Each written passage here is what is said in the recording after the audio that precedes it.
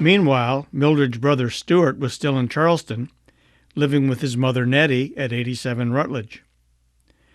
Records at the College of Charleston show he enrolled as a freshman and attended for the school year 1906-07. He later said he had been thrown out of a college or two before graduating, but we have no additional details. The 1910 census, taken when he was 21 years old, shows Stewart working as a clerk in Charleston and still living at 87 Rutledge.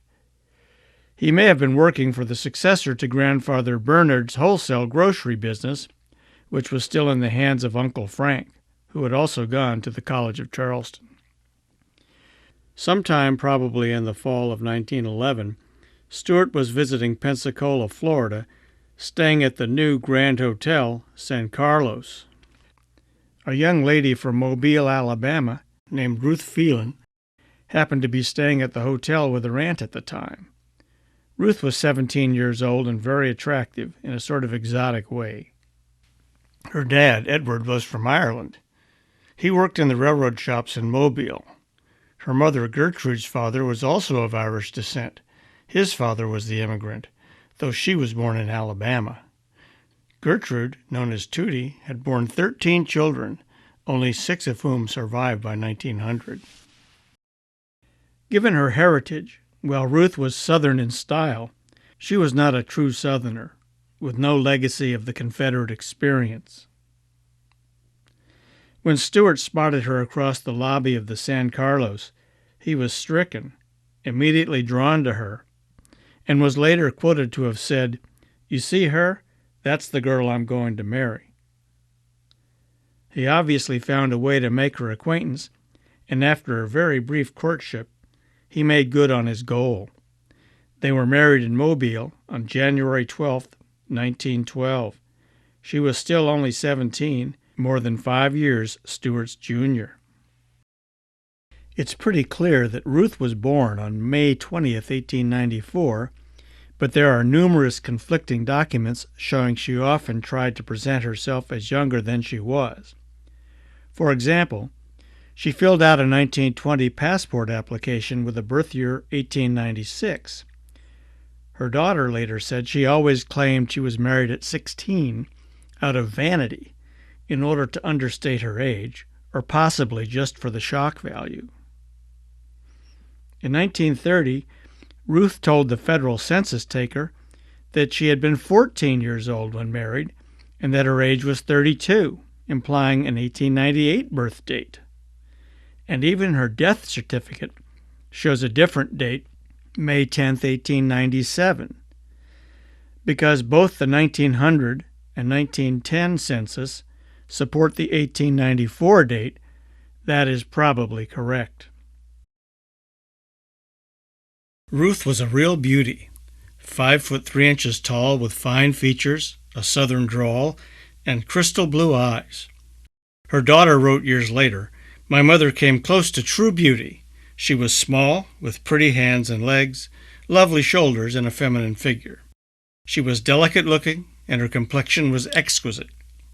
Her personality was vivacious with a shy side, a droll wit, and sometimes a heavy helping of sarcasm."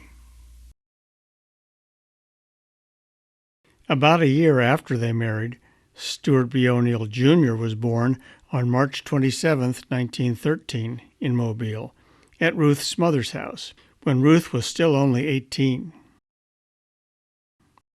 Stewart Jr. always went by the nickname Stubby, probably because as a kid he was short for his age. It is not certain where they lived in Mobile, but Ruth's family lived there, and a passport application in 1920 shows an address of 452 Augusta Street, near the railroad station and waterfront.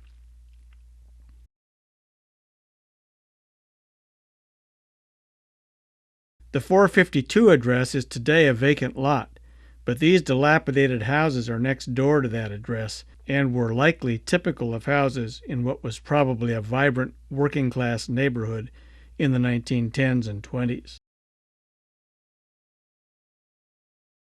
Not long after Stubby was born, Ruth and Stewart moved to Texas, where Uncle Philip Barbeau and his wife Alice, as well as Philip's sister Amy, were living. He got a job as a surveyor. This is the house Stewart and Ruth lived in Galveston, and that's Stubby on the porch. On February 16, 1917, Ruth and Stewart had a baby girl, who was born at St. Mary's Infirmary, a Catholic hospital in Galveston. They named her Frances Marion. It was becoming a family tradition, apparently. Amy had married a man named Francis Marion Douglas, named after the swamp fox of South Carolina fame. And Amy's son, born in 1892, was a junior of the same name. But by the age of 5, a teacher had begun calling her Peggy after the song Peggy O'Neill, written in 1921. From then on, she insisted on being Peggy.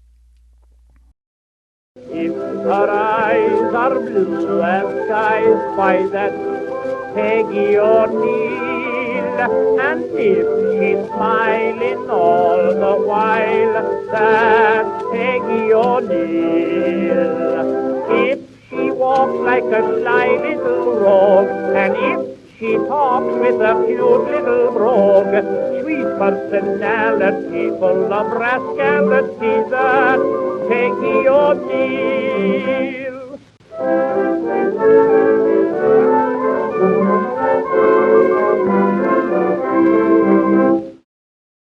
Soon after Peggy was born, in April of 17, the U.S. entered World War I, and a draft was instituted starting in June. Perhaps as a more attractive alternative than being drafted into the Army, Stewart joined the Marines on September 17, 1917. In May of 1919, Ruth and the children went to stay in Charleston with Stewart's grandmother, Madame Blanche Hermine Barbeau, at her house at 51 Smith Street, while awaiting Stewart's arrival from Quantico. The family soon sailed to Haiti, as Stewart was to be stationed at Cap Haitien, a port on the north shore of the island, only about 200 miles from Guantanamo Bay, Cuba. During this period, the U.S. was essentially occupying Haiti, using its Marines in an attempt to bring stability to the island, where armed conflict continued to rage between the government, which supported the wealthy island planters, and rebels who sought to overturn the status quo. Stewart must have found it somewhat ironic that he was stationed in Haiti, since he was well aware that his mother Nettie's great-grandfather, Pierre Esnard, had been a wealthy plantation owner in Haiti when it was a French colony. He fled with his family to Charleston following the revolution in Haiti in 1791. While now based in Charleston, Pierre continued to own and oversee large plantations in Cuba.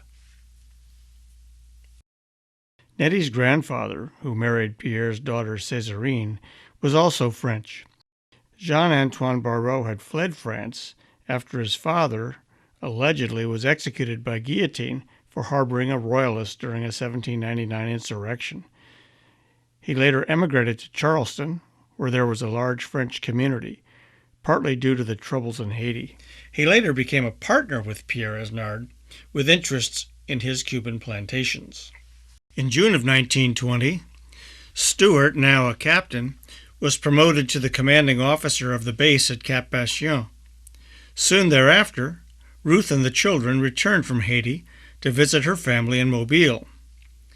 Ruth's visa application, made in October, shows that she planned to sail on October 15, 1920, along with the children to, quote, join my husband, a captain in the U.S. Marine Corps stationed at Cape Haitian, as it was pronounced in English. Here Stubby, Peggy, and Ruth, in deep shadow, appear in their passport pictures. They were taken in 1920 when the children would have been about 7 and 3. The family was not in Haiti very long, for by July 1921, Stewart is shown in Marine records as being stationed in Norfolk. The reason for their short stint on the island is explained in a shocking story Peggy recounted years later. Stewart Sr. and the other Marines sometimes had to go for days at a time on patrols into the hills to scout and subdue rebellious natives and bandits. Once while he was gone, a black Haitian man who had allegedly been watching Ruth on market days tried to break into the house. When Ruth realized he was about to break the chain on the front door, she reached into a drawer and grabbed the pistol that Stewart had left there, shooting the man in the hand and chasing him away. Later, police found him nearby, dead. Ruth was apparently so shaken by this episode that she had a so-called nervous breakdown, unable to eat, losing much weight. About a month later, she was evacuated on a stretcher on the next ship out to Norfolk, where she was placed in the Naval Hospital. The family joined her there several weeks later.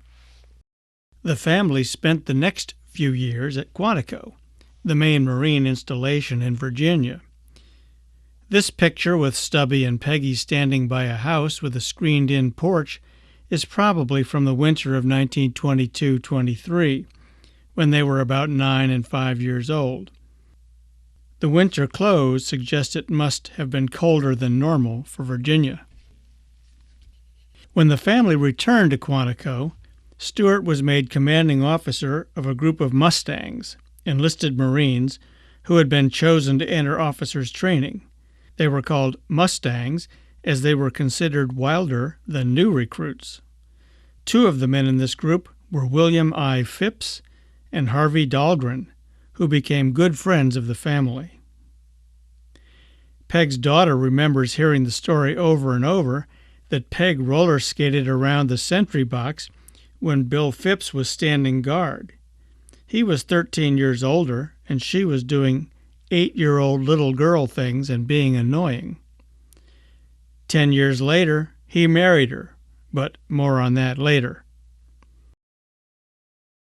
By June of 1925, Stewart was stationed at the Marine Barracks in St. Croix, U.S. Virgin Islands, while his family remained stateside. He must have returned for the family because a passenger manifest for a ship named the Catherine, dated September 12, 1926, shows Stewart, Ruth, and Stewart Jr. arriving in St. Thomas, U.S. Virgin Islands. Though Peggy is not listed on the manifest, it's probably because she was under the age of 12. Stewart was part of the 56th Marine Company at the U.S. Naval Station located in the harbor at St. Croix. Stewart and family returned to Quantico in August of 1927. By 1930, the federal census shows that Stubby and Peggy were living with Ruth and Stewart in an apartment located at 120 C Street Northeast in Washington, near the Capitol, across the street from this church. Today that location is a parking lot, but here in the next block of C Street are buildings probably similar to the one they lived in. However, from June of 1929, Stewart was actually in Nicaragua most of the time. A U.S. occupation had begun in 1927 to try to end a civil war there.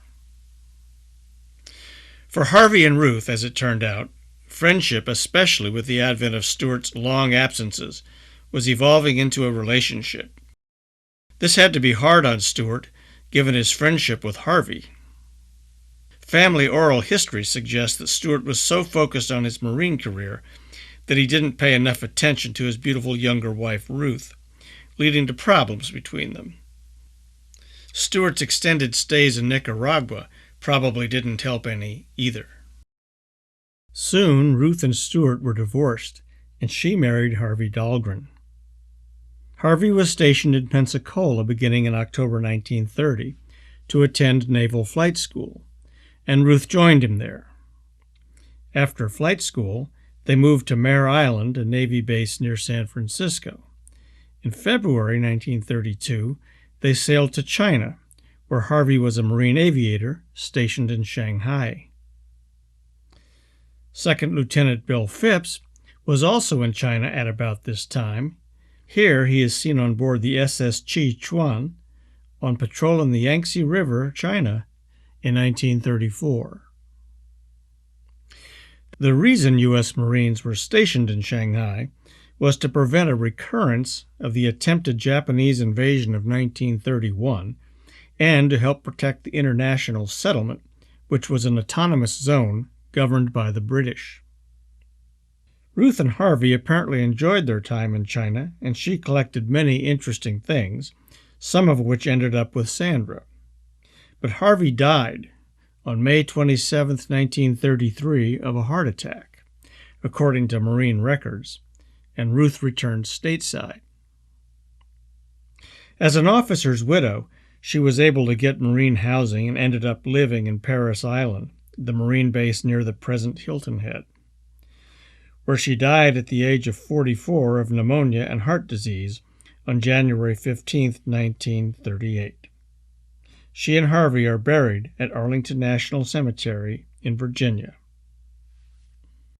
Meanwhile, back in D.C., by the time of the divorce, Stubby had joined the Marines, and Stewart was still stationed in Nicaragua. With no family living in the city, Peggy would have to be enrolled in boarding school. She was placed at Immaculata Convent School in Washington, D.C., a Catholic school for elementary through high school grades. This was the fall of 1930, when Peggy would have been 13 and starting 8th grade. Peg was likely not that happy living in the Catholic school. The nuns were, by her comments, tough and strict disciplinarians. She had protruding front teeth, which the nuns arranged to correct with braces and then a retainer.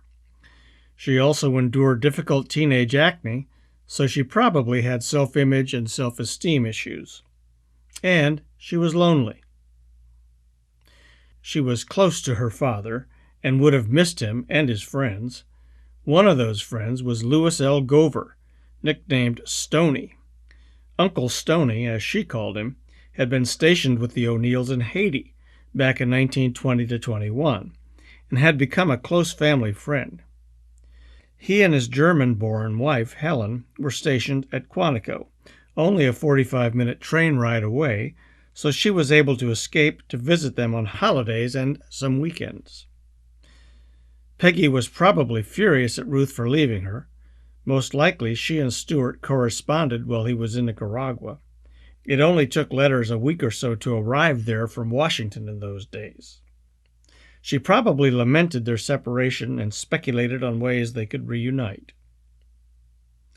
It is also likely that Stewart was able to come home at least once on leave to visit Peg and Stubby, who was stationed in South Carolina during this time. At any rate, Peggy managed to convince Stewart to let her drop out of school after the 9th grade to come live with him in Grenada, Nicaragua. She was 15 years old. According to her recollections in later years, she sailed alone and had a grand time aboard ship, meeting many young military men. Along the way, she remembered, she somehow lost her retainer aboard the ship, or perhaps didn't want to wear it in front of all her new boyfriends. While in Grenada, Peg served as Stewart's companion and social hostess.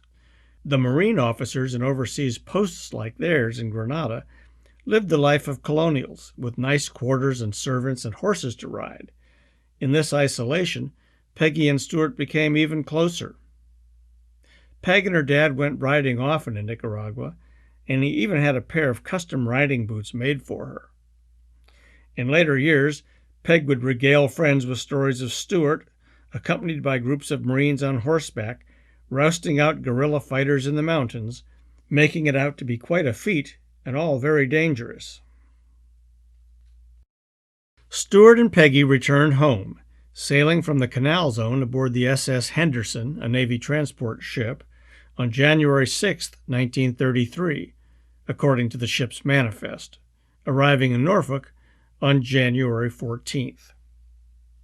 Once home, Stewart was stationed mostly in Quantico, where he and Peggy would have spent time with Helen and Stoney Gover, who were still stationed there.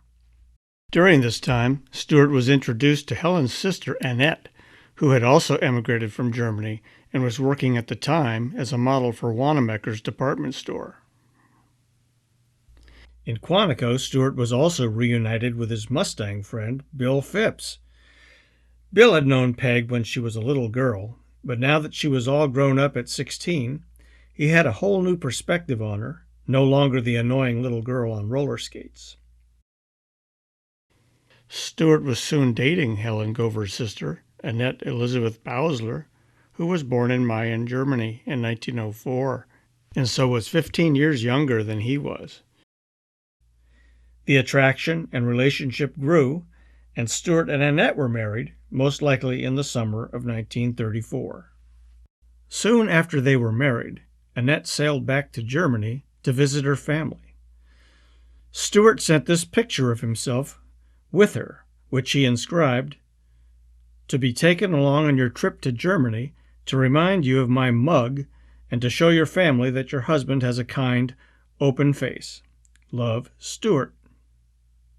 Annette sailed to Germany with her sister Helen, where they were reunited with their brother Rudy and had this picture taken. It is interesting that while his two sisters had emigrated to the U.S. and both had married American Marines, Rudy had joined, whether voluntarily or not we don't know, the German Luftwaffe, as this picture shows. Note that he's not wearing a Nazi armband. This is only 1934, and it may not have been required yet, or he may have removed it for the picture. Rudy did not survive the war. Meanwhile, Bill and Peg's friendship was growing into a romance, and soon they were engaged. This picture of Peg appeared in the newspaper announcing the engagement, with the caption, "Miss Peggy O'Neill, whose engagement to Lieutenant William I. Phipps, USMC, son of Mr. George A. Phipps of Lincoln, Nebraska, is announced by her parents, Captain and Mrs. Stewart B. O'Neill, USMC. The wedding will take place sometime in July." On July 20th, 1935, she and Bill Phipps were married. Peg was 18 years old.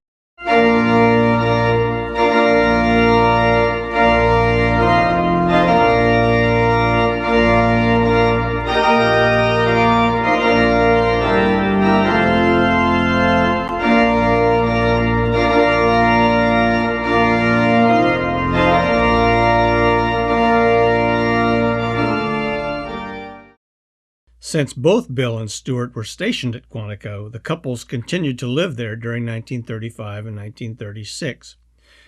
Peg and Annette were never close, though Bill and Stewart were.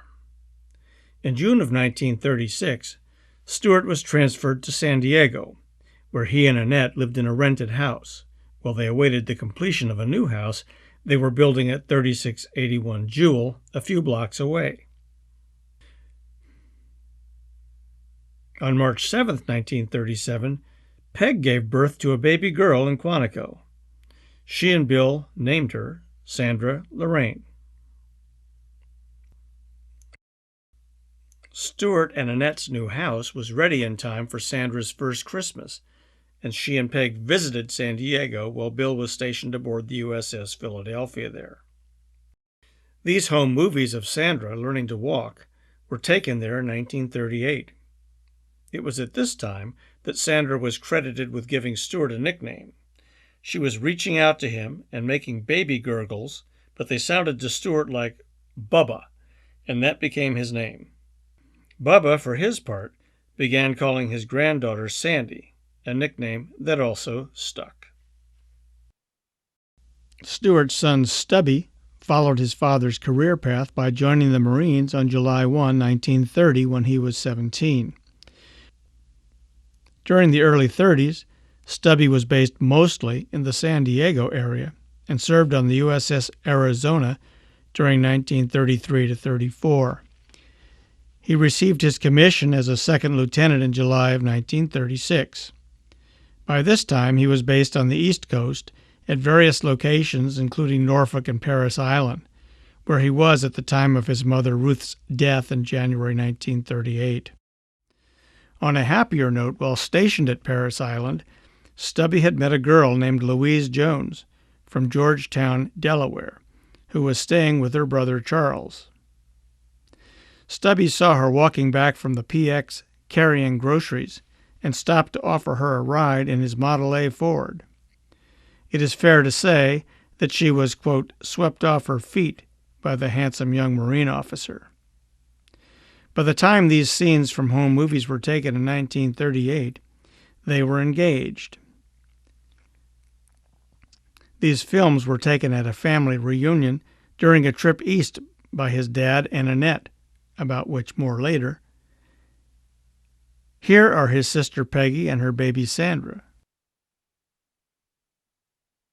And this is Louise.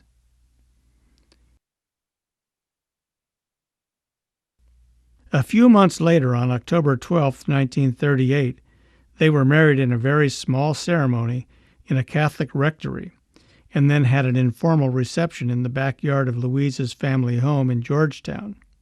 Here they're shown in a nightclub on their honeymoon in Havana, Cuba.